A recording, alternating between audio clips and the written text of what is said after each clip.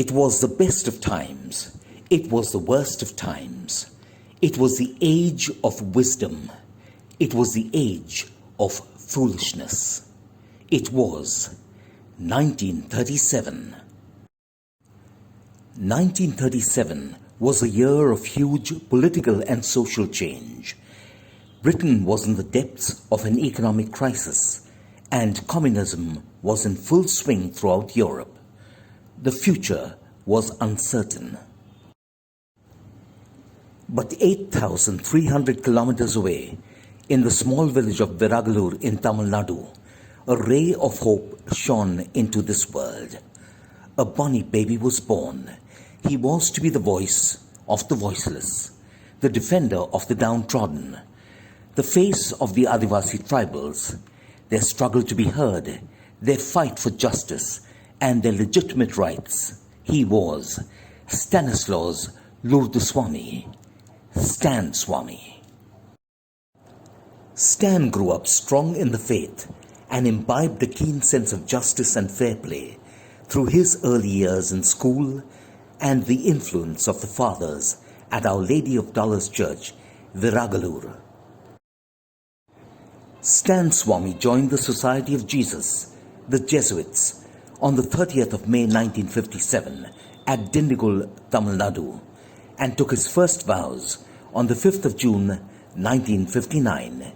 He was ordained on the 14th of April 1970 at Manila and took his final vows on the 22nd April 1981.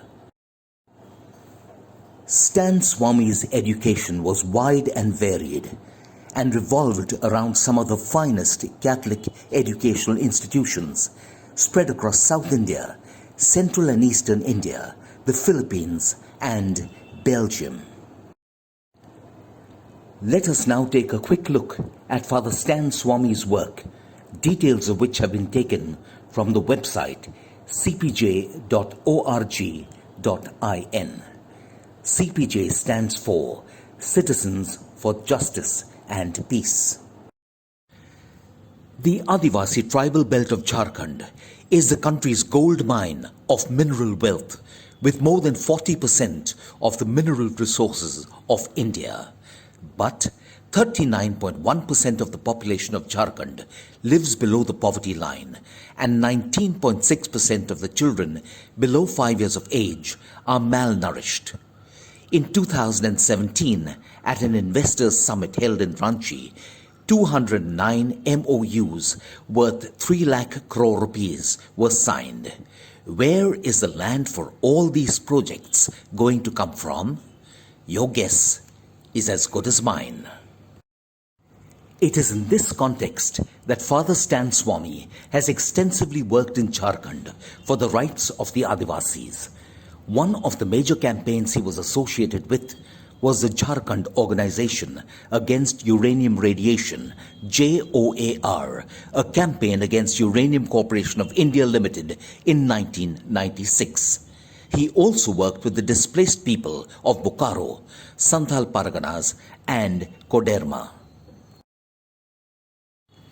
In 2010, Father Stan published a book titled Jail Mein Band Kaidiyon Ka Sach, exposing the arbitrary and unlawful arrests of tribal youth with alleged links to the Naxal movement.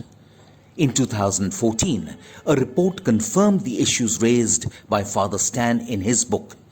98% of the 3,000 arrested youth were falsely implicated and had no links to the Naxal movement.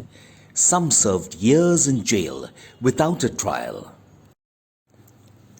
Over the years, Father Stan has been a watchdog for democracy and the rights of Adivasi tribals in Jharkhand and the tribal belt. The issues he raised and the probing questions he asked made the powers that be very uncomfortable. The details of the various issues can be seen on the website cpj.org.in. CPJ, I repeat, stands for Citizens for Justice and Peace. Father Stan was proving to be a real thorn in the side of a corrupt and unjust system. the government unleashed the National Investigation Agency on Father Stan, and over a 3-month period, NIA subjected him to multiple rounds of exhaustive questioning.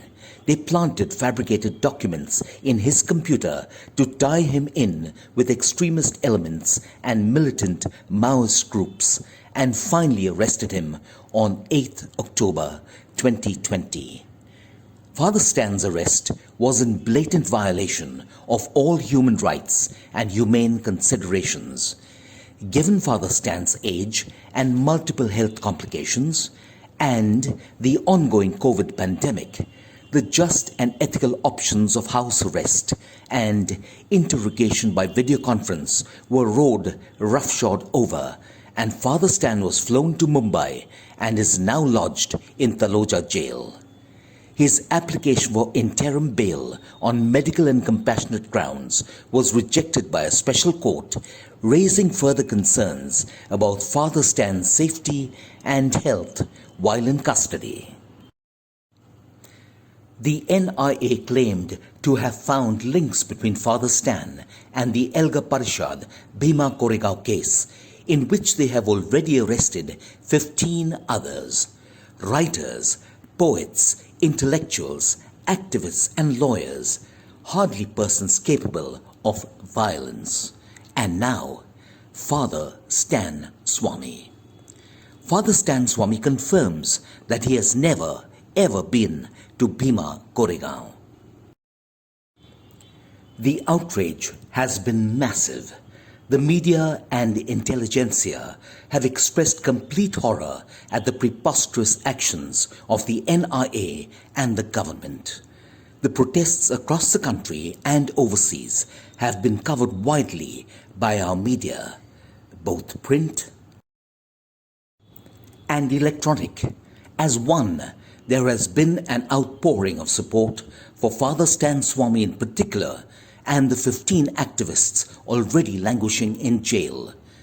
Political personalities, thought leaders, intellectuals and the common man alike have stood in solidarity with Father Stan. This groundswell of support is only set to grow in the coming days and weeks as countrywide protests and peaceful agitations are planned, as, with one voice, India stands with Stan. India stands with the 16. India stands for justice. We shall keep you informed and look forward to your continued support as St. Anne's Parish continues to stand with Stan.